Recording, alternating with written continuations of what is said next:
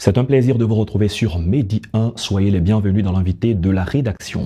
En Côte d'Ivoire, les femmes ont franchi le seuil de 30% sur les listes de candidatures pour les élections locales 2023.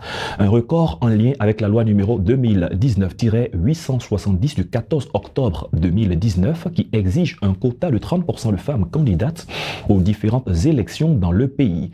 On en parle dans cet entretien avec Augustin Tapé qui est avec nous. Bienvenue sur le plateau de Medi 1. Merci de me recevoir. Au plaisir de vous retrouver. Moi également. Vous êtes journaliste sensible au genre et coordonnateur général du ROAGEG, qui est le réseau ouest-africain des journalistes engagés pour la promotion du genre. Alors quand on parle de promotion du genre, nous sommes en phase en ce moment avec les élections locales qui vont se dérouler bientôt le 2 septembre, n'est-ce pas? Et justement, ça rentre dans le cadre des modules qu'on donne souvent à nos membres, la question du genre et élection. Donc c'est un grand module très important qui pose la problématique de la participation des femmes à la politique, à leur contribution à l'évolution de la démocratie dans leurs différents pays. D'accord, faisons un retour sur la loi numéro 2019-870 du 14 octobre et voyons un peu ses implications, parce que c'est cette loi qui parle des 30% de femmes dans les assemblées élues. Alors ce qu'il faut savoir déjà, c'est que quand on parle de loi, ça veut dire que cette loi est arrimée, n'est-ce pas, à la constitution ivoirienne, l'article 36 de la constitution ivoirienne qui déclare que l'État œuvre à la promotion des droits politiques de la femme en augmentant ses chances d'accès à la représentation dans les assemblées élues. Donc dans la constitution, cela est déjà marqué. Et cette loi que vous avez évoqué tout à l'heure, bien sûr, procède, n'est-ce pas, de cette constitution. Et dans cette loi, il est exigé qu'un quota de 30% des femmes candidates aux différentes élections dans le pays. Donc il faut reconnaître que quand on parlait tout à l'heure des chiffres, il y a une évolution au niveau de cette loi qui a été votée pratiquement en 2016, et vous l'avez vu, 2019, ça veut dire que entre ces deux dates, ces 2 années, il y a eu du travail qui a été fait. D'accord. On peut dire, parlant du travail qui a été fait, il y a eu une bonne évolution. Quand on regarde l'élection présidentielle de 2020, les législatives dernières, il y avait beaucoup de difficultés à atteindre ce quota. Mais justement, je m'en tiens surtout par les présidentielles, forcément pour moi, mais pour les législatives, là, ça a été un gros combat des ONG que nous sommes, avec les ONG de la société civile ivoirienne. Et il s'est trouvé qu'on a vraiment bataillé pour que cette loi soit appliquée, mais elle n'a pas été, parce qu'il y a eu des considérations vraiment politiques dans lesquelles on ne va pas rentrer, mais les partis politiques n'ont pas appliqué cette loi. Donc, au fur et à mesure, on constate qu'il y a vraiment eu des difficultés. Et tenez-vous bien, l'Assemblée des Nations Unies a stipulé 30%. C'est-à-dire que dans toutes les assemblées élues, quand on parle d'assemblée élue, ça veut dire les espaces, les mairies, l'Assemblée nationale, les régionales, tout ça, là où on vote. Et en tant que candidate, on est élu. Ça, c'est un aspect important. Donc déjà, le constat des statistiques, c'est qu'on a moins de 20% de femmes dans les assemblées élues. Et c'est ce qui a certainement motivé les combats pour que cette loi puisse être inscrite au chapitre, n'est-ce pas, du combat, pour que les femmes soient davantage représentées dans les assemblées élues. Et cette année, c'était l'une des exigences formelles de la Commission électorale indépendante pour les partis politiques qui venaient déposer donc une liste de candidatures. On a aujourd'hui un peu plus de 33% pour les municipales, un peu plus de 32% pour les régionales. Dites-nous, comment est-ce que nous en sommes arrivés à là? Bon, je pense que, comme je l'ai dit, c'est un combat de longue haleine. Ça veut dire qu'avec tout ce qu'on a observé, en tant qu'observateur, on a vu que cette loi piétinait à être respectée. Et on l'a dit tout à l'heure, les élections législatives de 2018, je crois, les récentes élections législatives ont démontré que les femmes n'avaient pas une place assez importante en termes de candidature dans les partis politiques. Et il s'est trouvé que on était obligé de pousser les choses pour que, en dénonçant un certain nombre de dérives, on puisse arriver à ce travail-là. Et je voudrais profiter de l'occasion que vous m'offrez pour saluer la CEI. Parce que la Commission électorale indépendante a été interpellée plusieurs fois. Il a mis une pression forte sur l'application réelle, si la prise en compte réelle de cette loi. Ça veut dire que si les partis politiques ne respectaient pas, mais que devait faire la CEI? Et c'est ce que la CEI a fait pour Elle allait invalider. Voilà, pour cette année 2023, les élections locales, la CEI a vraiment appliqué cette loi. C'est pourquoi vous voyez que les femmes sont sur les listes.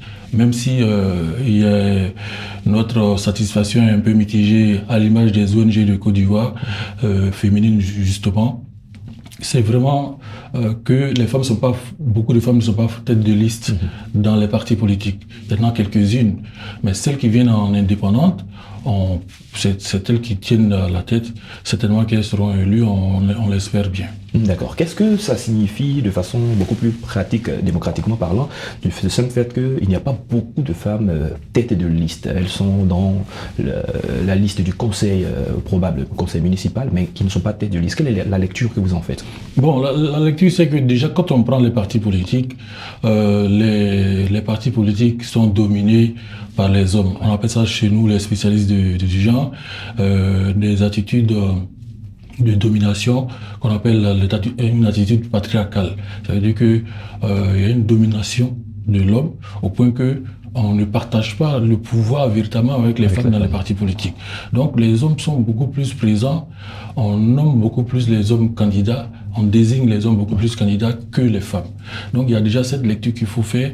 Et déjà aussi l'autre aspect, c'est que beaucoup de femmes aussi n'osent pas. Ça aussi, il faut le reconnaître.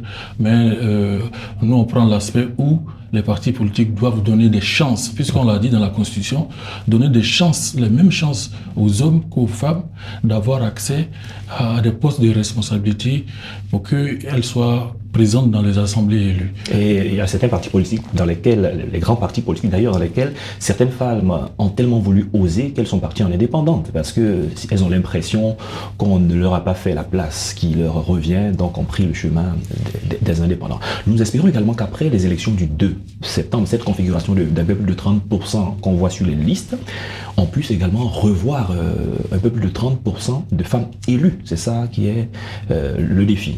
Oui, c'est vraiment un défi. On a déjà su la bonne pente, n'est-ce pas, c'est une bonne marche. Mais je pense que c'est un travail qu'on doit continuer à faire. Si déjà on a réussi à respecter le quota de 30% des femmes dans les assemblées élues, je dirais en tant que candidates déjà. Parce qu'encore faut-il que ces femmes-là soient élues vers la fin. Si elles ne sont pas tête de liste, ça veut dire qu'elles n'auront pas forcément les chances d'être élues, mais alors qu'il y a un homme qui est tête de liste. Donc ça, c'est un travail à faire. Mais les perspectives, pour moi, sont très bonnes.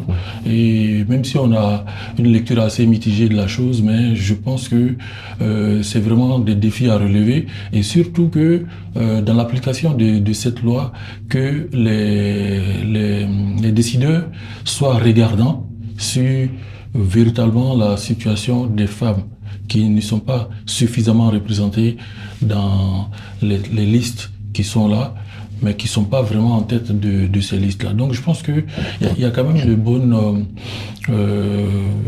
dispositions qui vont permettre d'accroître, pourquoi pas, la participation de ces femmes-là. Parce qu'il faut reconnaître que cette loi aussi conditionne la question du financement des partis politiques.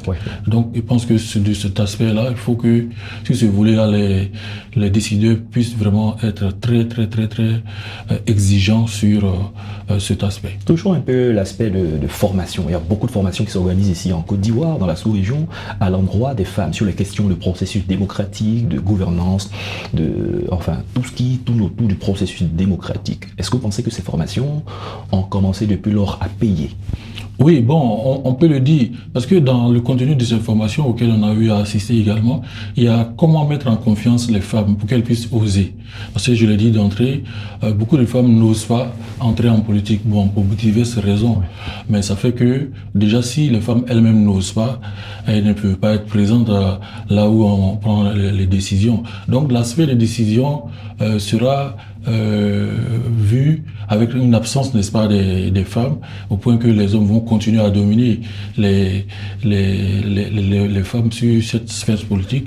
Mais je pense bien que il est important que on puisse aller dans un combat véritablement de sensibilisation surtout, et dans la formation qu'on donne, de leadership qu'on donne aux femmes, c'est de leur donner vraiment des outils pour leur permettre d'être en avant-garde, n'est-ce pas, de la lutte, je ne parlais pas d'émancipation de la femme, mais de prise de pouvoir des femmes en politique. Est-ce que vous pensez que les femmes qui vont en indépendante ont beaucoup de chances de gagner? Alors, selon les localités, ça dépend. Oui, quand on observe, c'est dû au fait qu'on ne leur fait pas confiance. C'est pourquoi tout à l'heure vous l'avez dit, une femme qui est obligée d'aller en indépendance dans son parti, on parle de désobéissance, d'indiscipline, tout ça, mais déjà, quand on regarde, il faut que les femmes, quand on regarde certaines femmes, elles ont un passé en politique.